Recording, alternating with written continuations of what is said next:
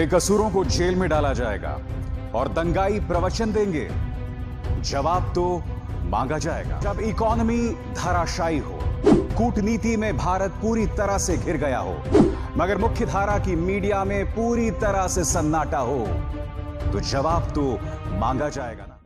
नमस्कार, talented India पर आप देख रहे हैं जवाब मांगा जाएगा। और कार्यक्रम शुरू करने से पहले आप सबसे एक अपील, जी हां, टैलेंटेड इंडिया को न सिर्फ सब्सक्राइब करें बल्कि उस बेल आइकन को भी जरूर दबाएं ताकि जैसे ही मैं कोई शो करूं सीधे आपके मोबाइल फोन्स तक पहुंच जाए। जी हां, तो इस वक्त उत्तर प्रदेश में एक बहुत बड़े तबके में जश्न मन रहा है क्योंकि गैंगस्टर विकास दुबे को मौत के घाट उतार दिया गया है। हमें यह बतलाया गया कि गाड़ी पलटती है और विकास दुबे भागने की कोशिश करता है और उसी अफरा तफरी में उसे गोली मार दी जाती है।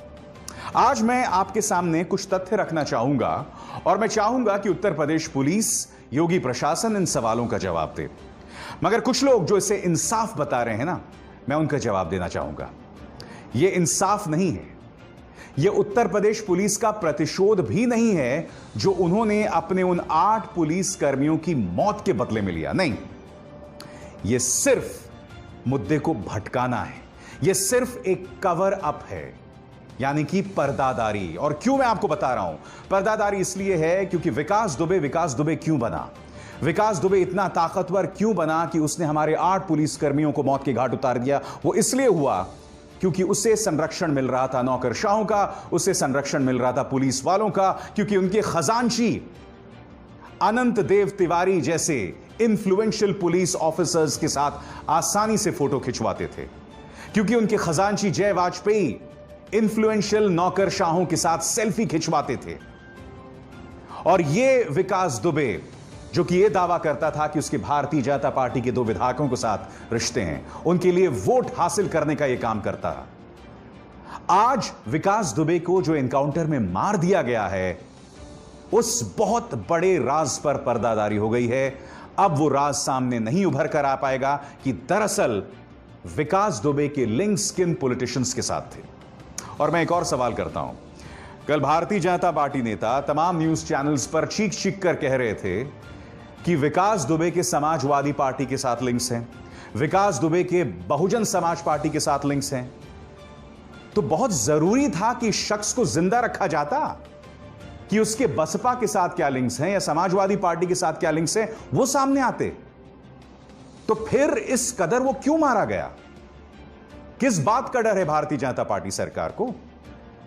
किस बात की पर्दादारी है? क्या छुपाया जा रहा है? मगर सबसे पहले मैं आपके सामने कुछ तथ्य पेश करना चाहूंगा और इनका जवाब नहीं दिया जा सकता। सबसे पहले दोस्तों ये वीडियो देखिए। ये वीडियो आप देख सकते हैं, चेकपोस्ट से गुजरती एक गाड़ी है और इसके अंदर विकास दुबे बैठा हुआ है। अब मैं चाहूंगा कि आप फ्रीज करें और इस गाड़ी का नंबर देखें जो आपके स्क्रीन पर है।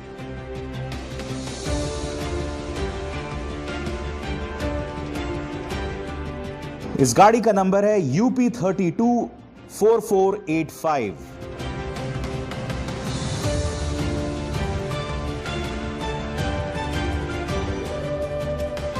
अब मैं चाहता हूं कि आप उस गाड़ी के नंबर पर गौर करें जो पलट गई, जो बताया जा रहा था कि इसमें विकास दुबे था, गाड़ी पलट गई और उसके बाद जो है वो भागने में कामयाब रहा और उस पर गोली चलाई गई। इस पर गौर कीजिए, UP70 AG3497। अब क्या इस सवाल का जवाब नहीं देना चाहिए कि जिस गाड़ी में विकास दुबे जा रहा था वो गाड़ी और जो गाड़ी पलटी हुई दिखाई दे रही है, उन दोनों में कितना फर्क है? तो ऐसे में जब किसी तरह की कोई स्क्रिप्ट रची जा रही थी तो क्या आपने इस पे गौर नहीं किया? अब एक और वीडियो मैं आपको दिखाता हूं। यहां पर सुबह 6:30 बजे पत्रकारों को रोक दिया जाता है।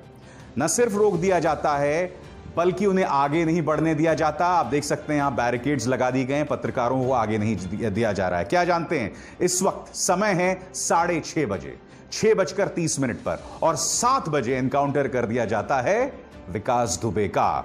अब आप देखिए पत्रकार किस तरह से पुलिस के साथ भिड़ रहे हैं क्योंकि उन्हें आगे जाना था मगर उन्हें रोक दिया जाता है। देखिए ये कितने बजे से चल रहा है? पत्रकारों की गाड़ी ही रोकी गई है इसमें कारण। पत्रकारों को रोका क्यों नहीं गया?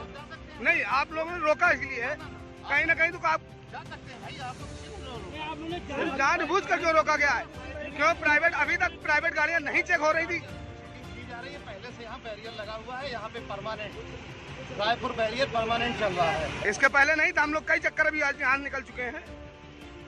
चेकिंग यहाँ पे प्रॉपर, इसमें रायपुर बैरियर हमेशा चेकिंग होती है। स्पेशली तौर पे मीडिया को क्यों रोका गया है? नहीं रोका नहीं गया, बिल्कुल मीडिया को रोका गया है। मीडिया को आप क्यों रोका है? तो सवाल ये कि पत्रकारों को क्यों रोका गया? ऐसे में आपके सामने अब दो तथ्य सामने उभर कर आ गए हैं। पहली बात, जिस गाड़ी में विकास दुबे जा रहा था वो अलग है और जो गाड़ी पलटी हुई दिखाई दे रही है वो अलग है। इसके अलावा देखा आपने, पत्रकारों को भी रोका गया। अब तीसरी बात मैं आपको बताता हूं, इस पर गौर कीजिएगा। आप देख सकते हैं कि जब यह शख्स पकड़ा गया था, यहां पर कितनी आसानी से फोटो खिंचवा रहा है। फिर मुझे याद है, उज्जैन के कलेक्टर से एक चैनल ने इंटरव्यू किया था और उज्जैन के कलेक्टर का यह कहना था कि विकास दुबे ने पुलिस को कॉल किया कि मैं यहां महाकाल में मौजूद हूं और हमने ट्रू कॉलर से पता लगाया कि वो विकास दुबे है। और अब देखिए ये वीडियो, कितनी आसानी से ये गार्ड के साथ बाहर चलते हुए आ रहा है। यानी कि यहां पर साफ तौर पर दिखाई दे रहा है कि विकास दुबे ने आत्मसमर्पण किया था। कलेक्टर खुद बता रहा है, नंबर 1। नंबर 2, जिस हाव भाव के साथ ये बाहर चलते हुए आ रहा है, इससे भी स्पष्ट हो जाता है कि पुलिस ने से गिरफ्तार इस वक्त नहीं किया था, आसानी से बाहर आ रहा है। आज मैं आपसे प्रश्न पूछना चाहता हूं, जिस सहजता से शख्स दिखाई दे रहा है, तो इसने तो सरेंडर किया था, तो ये भागने का प्रयास क्यों करेगा? अब एक और प्रमाण मैं आपके सामने पेश करना चाहता हूं। ये तस्वीरें हैं उन पुलिस वालों के साथ जो उस गाड़ी के अंदर सवार थे, जो गाड़ी पलट गई है। अब यहां देखिए, ये चोटिल बताए जा रहे हैं, यानी कि गाड़ी के अंदर हर कोई चोटिल था, सिर्फ विकास दुबे को छोड़ के। और मैं ये भी जानना चाहता हूं, अगर ये चोटिल हैं तो ये बेहोश क्यों दिखाई दे रहे हैं? भाई, आपको चोट लगी है ना, आप बेहोश क्यों हो गए हैं, और वो भी इतनी देर बाद तक? तो कितने सवाल यहां पर बने हुए हैं। और मैं फिर दोहरा दूं, मैं जानता हूं कि भारतीय जनता पार्टी का प्रचार तंत्र इसे यह ट्विस्ट देगा कि जो लोग इस एनकाउंटर पर सवाल कर रहे हैं उनकी सहानुभूति है गैंगस्टर विकास दुबे के साथ। नहीं साहब, मुझे इस बात पर आपत्ति है कि जिस सिस्टम ने विकास दुबे को इतना ताकतवर बनाया, अब उस सिस्टम पर पर्दादारी हो गई है। मुझे दिक्कत यह है, मार दिया तुमने विकास दुबे को, मगर कम से कम उससे राज तो निकलवा लेते, उसे आप ग्रिल तो करते।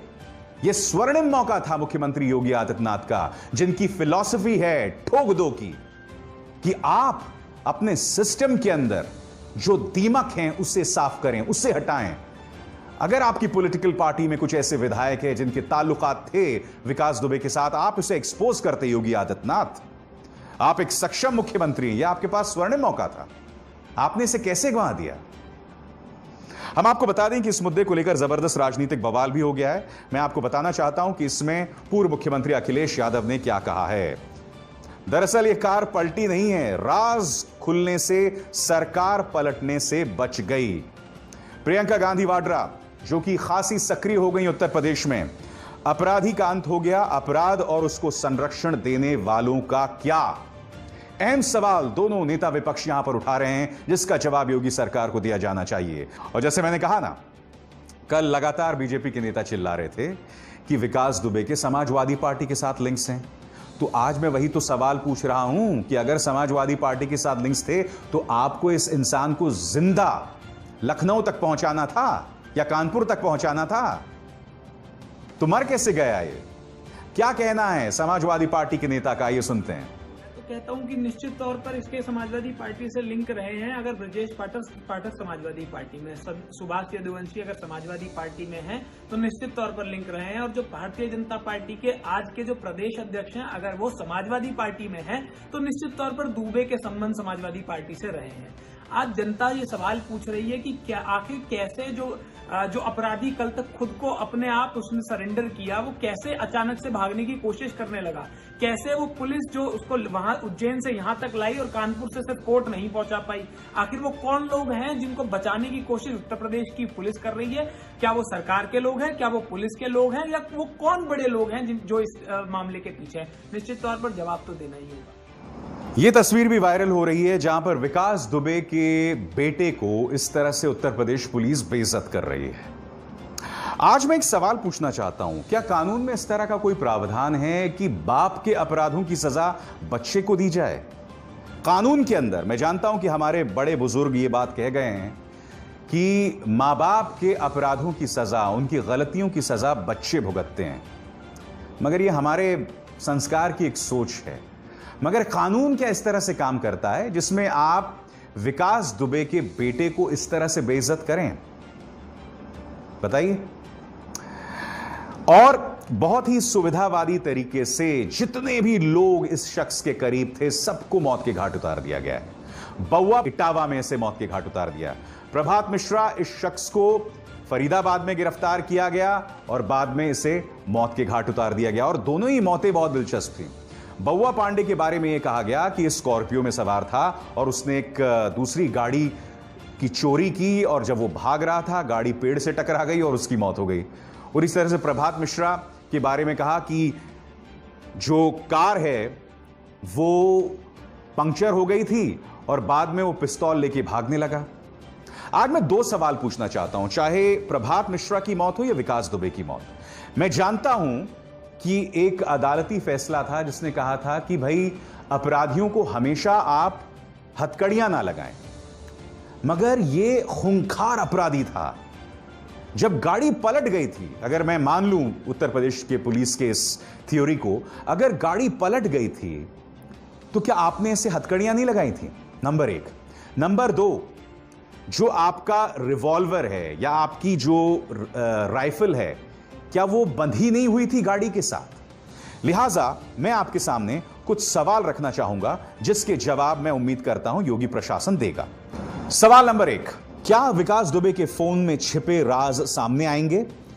सवाल नंबर दो, क्या उत्तर प्रदेश पुलिस उसके फोन की सीडीआर सार्वजनिक करेगी, यानी कि उसके फोन में उसके किससे बातचीत हुई, और इंटेलिजेंस के जरिए आप यह भी पता लगा सकते हैं कि अगर यह घूम रहा था तो उस वक्त उसके आसपास कौन कौन से फोन्स एक्टिव थे। हो सकता है जिस फोन के जरिए उसने फोन किया होगा उज्जैन प्रशासन को, उसके साथ एक और फोन रहा होगा, और इंटेलिजेंस के जरिए हम पता लगा सकते हैं, बेशक उस फोन को उसने कहीं फेंक दिया हो, मगर यह पता लगाया जा सकता है कि फोन क्या था। सवाल नंबर तीन, जिस गाड़ी में विकास दुबे को ले जाया जा रहा था और जिस गाड़ी को पलटा हुआ दिखाया गया, उसमें फर्क आखिर क्यों है, जो मैं इस कार्यक्रम में उठा चुका हूं। मीडिया को पहले क्यों रोक दिया गया था? क्या पर्दादारी थी? क्या विकास दुबे के राजनेताओं, नौकरशाहों, पुलिस वालों के साथ लिंक्स कभी सामने आ पाएंगे? यह है लाख रुपए का सवाल, यही कहा जाए करोड़ रुपए का सवाल। लाख तो आजकल कुछ नहीं है। जी हां, इन्हीं लाखों, इन्हीं करोड़ों के चलते विकास दुबे बचता आया था। उसकी जो सांठगांठ थी राजनेताओं के साथ, चाहे जिस भी पॉलिटिकल पार्टी के साथ रही हो, यह बचता आया था। और आज विकास दुबे को तो तुमने मार दिया, मगर उस सिस्टम को बचा लिया जिसकी वजह से विकास दुबे या श्री प्रकाश शुक्ला जैसे अपराधियों का जन्म होता है और उन्हें सरपरस्ती मिलती है, आशीर्वाद मिलता है राजनेताओं का। जवाब मांगा जाएगा। मैं बस इतना ही। नमस्कार। अगर आपको हमारे वीडियोस पसंद आए तो प्लीज लाइक करें, सब्सक्राइब करें और शेयर करें।